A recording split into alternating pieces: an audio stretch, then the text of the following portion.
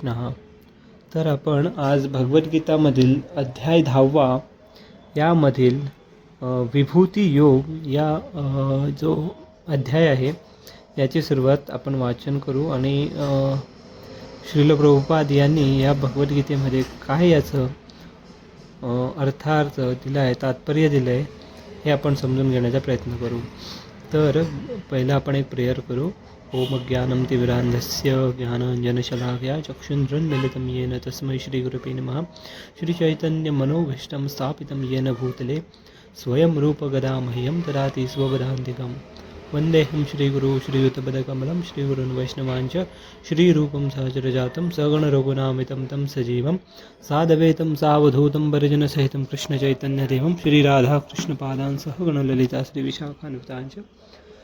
नमो विष्णुपादाय कृष्णपृष्ठाय भूतले श्रीमते भक्तिवेदांत स्वामी इति नामने. नमस्ते सारस्वती देवे गौरवाणी प्रचारणे निर्विशेष शून्यवादी पांशान्तरेशतारणे. जय श्री कृष्ण चैतन्य प्रभु नित्यानंद श्री अद्वैत गदाधर श्रीवासदि गौरभक्तवृंद. हरे कृष्ण कृष्ण कृष्ण हरे हरे, हरे राम राम राम हरे हरे. तर पहिला जो श्लोक आहे तर याप्रमाणे श्री भगवंतांचे ऐश्वर्य या विभूती योगमध्ये त्यांचे जे ऐश्वर्य आहे हे त्यांनी इथे दाखवलं आहे. तर पहिला श्री भगवान वाच भूय एव महाभाओ वृणुं मे परमं वचः यत्तेऽहं प्रियमाणाय वक्ष्यामि हितकाम्यया. श्री भगवान म्हणाले, हे महाभाऊ अर्जुन, पुन्हा ऐक. तू माझा प्रिय मित्र असल्यामुळे तुझ्या हितार्थ मी तुला असे ज्ञान प्रदान करीन जे मी पूर्वी सांगितलेल्या ज्ञानापेक्षाही श्रेष्ठ आहे. तर याच्या आधी जे भगवंतांनी जे ज्ञान दिलं त्याच्याहून श्रेष्ठ ज्ञान या अध्यायाची सुरुवात करते. त्याचं तात्पर्य श्रील प्रभुपाद यांनी असं लिहिलं आहे. भगवान या शब्दाची व्याख्या पराशर मुनी पुढील प्रमाणे करतात. जो बल, यश, संपत्ती, ज्ञान, सौंदर्य आणि वैराग्य या षट ऐश्वर्यांनी पूर्ण आहे त्याला भगवान असे म्हणतात. म्हणजे भगवान ह्या शब्दाची जी परिव्याख्या आहे ना इथे क्लिअरली सांगितलं आहे. ज्या व्यक्तीमध्ये बल, यश, संपत्ती, ज्ञान, सौंदर्य आणि वैराग्य.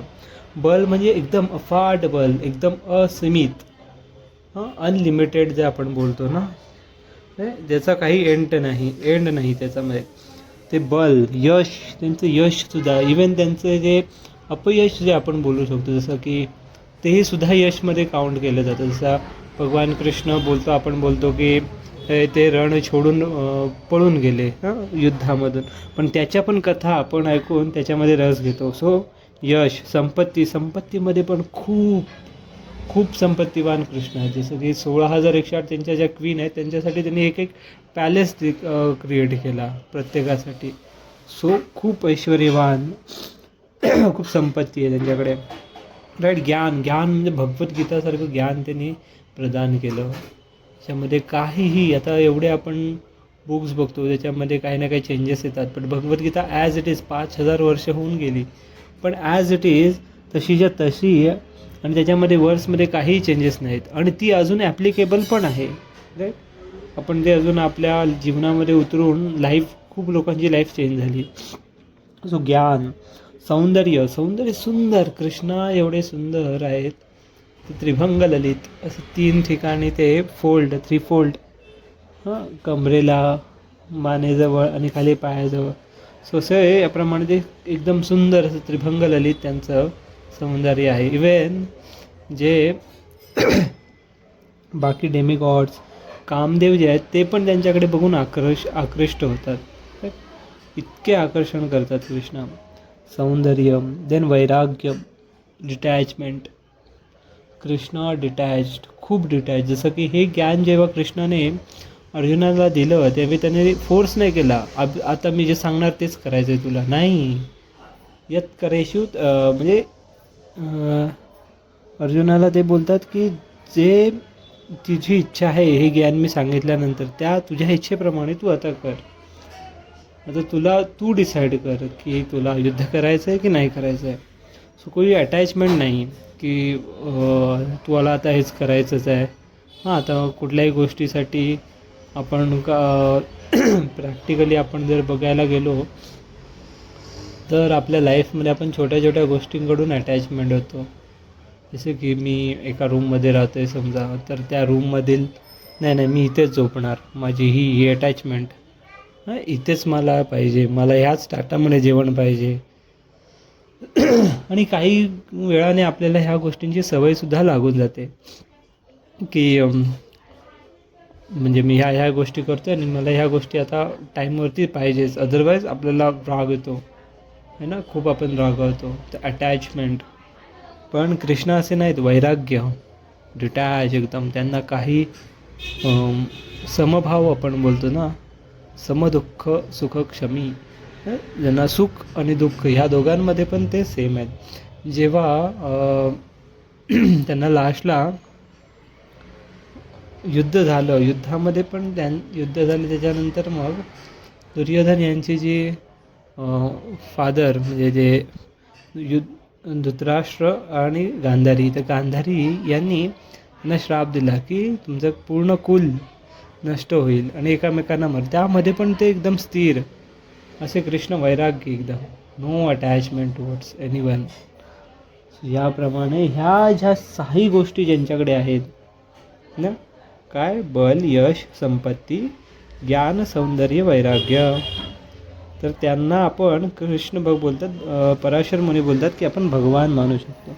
आणि जेव्हा श्रीकृष्ण या भूतलावर होते तेव्हा त्यांनी ही सर्व ऐश्वर्य प्रकट केली, राईट. ह्या सर्व गोष्टी श्रीकृष्णांमध्ये त्यांनी दाखवले. म्हणून पराशर मुनीसारखे महर्षी श्रीकृष्णांचा पूर्ण पुरुषोत्तम भगवान म्हणून स्वीकार केला त्यांनी.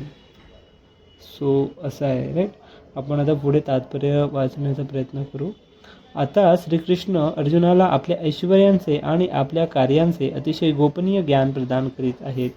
यापूर्वी 7व्या अध्यायापासून श्रीकृष्णे आपल्या निरनिराळ्या शक्ती आणि त्या शक्ती कसे कार्य करतात याचे वितरण केले आहे. आपण या अध्यायामध्ये भगवंत अर्जुनाला आपल्या ऐश्वर्याचे वर्णन करून सांगतात. दृढ निष्ठेने भक्तिभाव स्थापित करण्याकरिता पूर्वीच्या अध्यायामध्ये त्यांनी आपल्या विविध शक्तीचे स्पष्ट वर्णन केले. पुन्हा या अध्यायामध्ये ते अर्जुनाला आपल्या विभूती आणि विविध ऐश्वर्याबद्दल सांगत आहेत.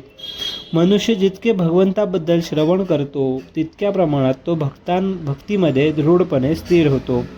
मनुष्याने नेहमी भक्तांच्या सत्संगामध्ये भक्तीचे कथेचे श्रवण करावे. त्यामुळे त्याची भक्तिमार्गावरील श्रद्धा दृढ होते. ज्यांना खरोखरच श्रीकृष्ण भावनाभावित होण्याची आस्था आहे अशाच लोकांमध्ये भक्तीच्या सत्संगात भगवत कथा होऊ शकते. अशा कथांमध्ये इतर लोक सहभागी होऊ शकत नाहीत. भगवंत अर्जुनाला स्पष्टपणे सांगतात की तू मला अत्यंत प्रिय असल्यामुळे मी तुला तुझ्या हितार्थ असे ज्ञान प्रदान करीत आहे. खूप इम्पॉर्टंट गोष्ट आहे. जर आपल्याला ह्या भक्तीमध्ये जर पुढे जायचं आहे, भगवंतापर्यंत पोचायचं, तर त्यासाठी आपल्याला 2 गोष्टी खूप इम्पॉर्टंट आहेत. भगवंत भक्तांबद्दल जे श्रवण, भगवंतांबद्दल श्रवण, आणि हे श्रवण कसं करायचं, श्रवण हे आपल्याला भक्तांसोबत राहून करायचं आहे. जे भगवंताचे भक्त आहेत, राईट, सगळी जिथे कथा होते, भगवंताच्या लीलांची कथा होते, त्यांच्या भक्तांची कथा होते. भक्तांची कथा म्हणजे काय, त्याच्यामध्ये त्यांचे भगवंताचे भक्त आहेत, जसे सुदामा, अर्जुन, ह्या ज्या गोष्टी आहेत. आता राम भगवानमध्ये ते श्रीरामांची ज्या कथा आहेत, शबरी माता यांच्या ज्या कथा आहेत, ह्या आपण ऐकून आपल्याला भगवंतांबद्दल प्रेम आणि भक्तीमध्ये आपण एकदम दृढ म्हणजे घट्ट, एकदम स्थिर, एकदम डीप भक्ती आपण करू शकतो. एकदम खोल, एकदम असं वाटू शकतं की आपल्याला की हां, लाईफमध्ये भक्ती करणं किती इम्पॉर्टंट आहे. आणि हे आपल्याला समजतं भक्तांच्या सत्संगामध्ये जाऊन आपण त्यांचं असोसिएशन करतो, म्हणजे त्यांच्यासोबत राहतो, त्यांच्यासोबत भगवंताच्या लीला ऐकतो. ह्या गोष्टी झाल्यानंतर आपल्याला हे समजू शकतं. आणि कृष्ण सांगतायत की हे ज्ञान मी तुला सांगतोय कारण तू माझा खूप जवळचा मित्र आहेस. राईट. खूप खूप इम्पॉर्टंट असं इथे सांगितलं. जसं त्याच्या आधी पण बोलतात भगवंत की तू माझा मित्र आहेस म्हणून मी तुला हे ज्ञान प्रदान करीत आहे. राईट. हा झाला खूप सुंदर असा पहिला वर्स. काय होता? भूय एव महाभाओ ऋणुं मे परम वच यते अहं प्रियमाणाय वक्ष्यामि हितकाम्यया. राईट. तू माझा प्रिय मित्र असल्यामुळे तुझ्या हितार्थ मी तुला असे ज्ञान प्रदान करीत आहे. आता दुसरा वर्स आपण बघू. न मे विदुः सुरगणा प्रभवं न महर्षिया अहं दिर्हि देवानां महर्षीणां च सर्वशः. माझी उत्पत्ती किंवा ऐश्वर्य देवतांना कळत नाही, तसेच महर्षींनाही कळत नाही, कारण सर्व प्रकारे देवतांचे आणि महर्षींचेही मूळ मीच आहे. ब्रह्मसंहितेत सांगितल्याप्रमाणे श्रीकृष्ण हेच स्वयं परमेश्वर आहेत. त्यांच्याहून श्रेष्ठ कोणीही नाही आणि तेच सर्व कारणांचे कारण आहेत. या ठिकाणी स्वतः भगवंत म्हणतात, मीच सर्व देवी देवतांचे आणि महर्षींचे आदिकारण आहे. मोठमोठ्या देवदेवता आणि महर्षींसुद्धा श्रीकृष्णांना जाणू शकत नाहीत. त्यांना भगवंतांचे नाम किंवा त्यांचे स्वरूपही समजू शकत नाही. मग या सूक्ष्म ग्रहावरील तथाकथित विद्वानांबद्दल काय बोलावे? कोणी जाणू शकत नाही की कशासाठी भगवंत मानव दृश्य रूपात या भूतलावर अवतरित होऊन अद्भुत आणि असामान्य लीला करतात. म्हणून मनुष्याने जाणले पाहिजे की श्रीकृष्णांना जाणण्यासाठी विद्वत्ता ही पात्रता असू शकत नाही.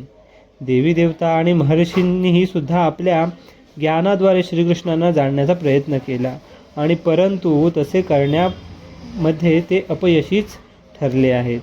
जसं की आपण बघू शकतो देवी देवतांमध्ये ब्रह्माजीने पण जेव्हा श्रीकृष्ण लहान होते, लीला करत होते, तेव्हा तुम्हाला ती स्टोरी सर्वांना माहितीच असेल, कथा, ज्यामध्ये ते बाल जे गोपाल आहेत त्यांना असं उचलून घेऊन जातात आणि वर्षभर ते विसरून जातात की त्यांना घेऊन गेलेत.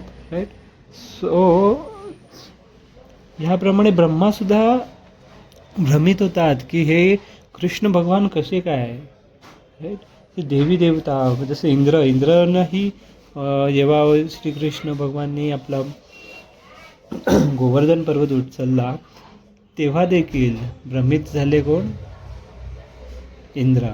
आणि त्यांनी असे प्रतिउत्तर म्हणून त्यांनी खूप सारे त्यांच्यावर प्रयास केले की खूप वर्षा केली, उद्ध्वस्त करण्याचा प्रयत्न केला वृंदावनला, पण नाही, कारण भगवान आहेत. त्यांना नंतर समजलं श्रीकृष्णांच्या इच्छेमुळे त्यांनी इच्छा प्रकट केली. त्याच्यानंतर श्रीकृष्णांनी त्यांना आपलं स्वरूप समजू दिलं. सो ह्याप्रमाणे आपण समजू शकतो की कितीही विद्वान तुमच्या बुद्धीच्या हिशोबाने तुम्ही कृष्णांना जाणू शकत नाहीत. राईट.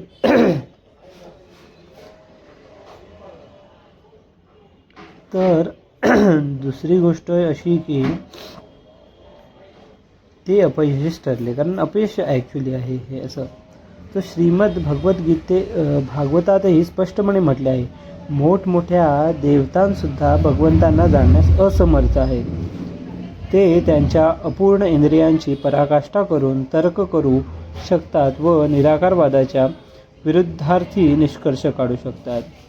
निराकारवादी म्हणजे आपण बोलतो ना की भगवान अरे नाही, भगवान आहेतच नाहीत, किंवा भगवान फक्त एक ज्योत आहे, दिव्य कांती, फक्त एक लाईट आहे. पण असं नाही आहे. भगवंतांच्या कृपेने भगवंतांमधून ती लाईट येते, प्रकाश येतो, आणि भगवंतांच्या इच्छेने आपण त्यांना पाहू शकतो. आणि आपण त्यांना कसं पाहू शकतो?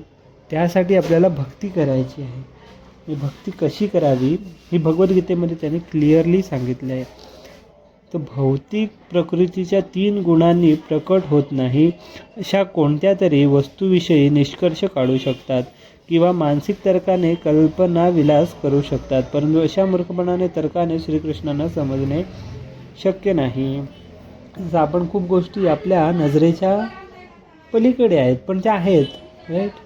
आता काही मी आता समजा मी बोलतो की मी न्यूयॉर्क बघितलं नाही, पण न्यूयॉर्क आहे, राईट. मी माझ्या डोळ्यांनी त्यांना अजूनपर्यंत बघितलं नाही, पण न्यूयॉर्क आहे ना. तसंच हवा आपण बघू नाही शकत, पण हवा आहे, राईट. अशा खूप गोष्टी ज्या आपल्या कपॅसिटीच्या बाहेर आहेत, पण आपण तरीसुद्धा त्या पकडून म्हणजे त्या ॲक्झिस्ट करतात, त्यांचं अस्तित्व आहे, बरं. बट आपल्या या भौतिक चक्षूने आपण त्यांना पाहू शकत नाही.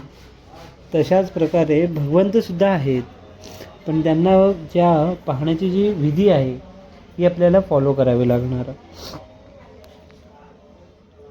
राईट. तर या ठिकाणी भगवंत काय बोलत आहेत, अप्रत्यक्षने म्हणतात की जर कोणाला परम सत्य जाणून घ्यायचे असेल, टॉपमोस्ट एकदम एकदम खरं सत्य काय आहे, तर पहा, मी या ठिकाणी पुरुषोत्तम भगवान म्हणून उपस्थित आहे. मीच परम सत्य आहे. मनुष्याने असे जाणले आवश्यक आहे. स्वयं उपस्थित असणाऱ्या भगवंतांना जर मनुष्य जाणू शकला नाही तरी ते विद्यमान असतातच. खूप इम्पॉर्टंट आहे, कारण कसं आहे, भगवंत स्वतः बोलतात की ते भगवान आहेत. बाकी कोणीही बोलत नाही की मी भगवान आहे म्हणून, राईट. कृष्ण स्वतः भगवद्गीतेमध्ये क्लिअर करतात की तेच भगवंत आहेत. बाकी डेमिगॉड्स पण मी बोलत नाहीत की मीच सर्वांचा नियंता, मीच सर्व हे आहे, कोणीच नाही बोलत. कृष्णा स्टेटेड क्लिअरली, जसं बोलत आहे ना एक ते I am a son of God. Jesus बोलतात मी भगवंतांचा पुत्र आहे, राईट. तसंही कृष्ण बोलतात की मी स्वतः भगवान आहे. अनेक लोक श्रीकृष्णांची स्वरूप स्थिती जाणू शकत नाहीत. यास्तव या तर्काने निघणाऱ्या लोकांवर कृपा करण्यासाठी श्रीकृष्ण आपल्या हेतुकी कृपेमुळे अवतरित होतात. भगवंतांनी असाधारण लीला केल्या तरीही मायाशक्तीमुळे प्रभावित झालेल्या या तर्कवाद्यांना वाटते की निर्विशेष ब्रह्म हेच परब्रह्म आहेत.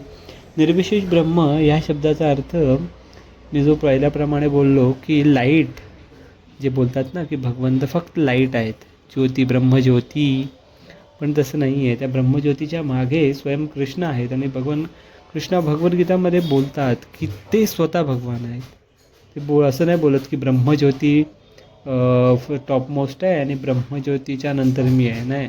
पहिले कृष्ण आहेत, त्याच्यानंतर त्यांच्या ज्या अंगकांतीमधून जे प्रकाश येतो त्यांना आपण ब्रह्मज्योती बोलतो, राईट. भगवंतांना पूर्णपणे शरण गेलेले भक्तच केवळ भगवंताच्या कृपेने जाणू शकतात की अशा असाधारण लीला करणे स्वतः श्रीकृष्णच आहेत. तर भगवंताच्या कृपेनेच त्यांना आपण जाणू शकतो, अदरवाईज आपण नाही जाणू शकत. एकतर भगवंताची कृपा आणि त्यांच्यासोबत त्यांच्या भक्तांची कृपा. आणि भगवंत कृपा करतात तेव्हा भक्त आपल्याला सांगतात भगवंतांबद्दल, कृष्णाबद्दल. जसे की श्रील प्रभुपाद झाले, त्यांनी आपल्याला श्रीकृष्णांबद्दल सांगितलं, खऱ्या पिताबद्दल सांगितलं, राईट. तर याप्रमाणे कारण आपल्या श्रद्धा आणि भक्तीमुळे ते तात्काळ भगवंतांना शरण जातात आणि श्रीकृष्णांच्या अहेतुकी कृपेमुळेच त्यांना श्रीकृष्णांचे ज्ञान होते.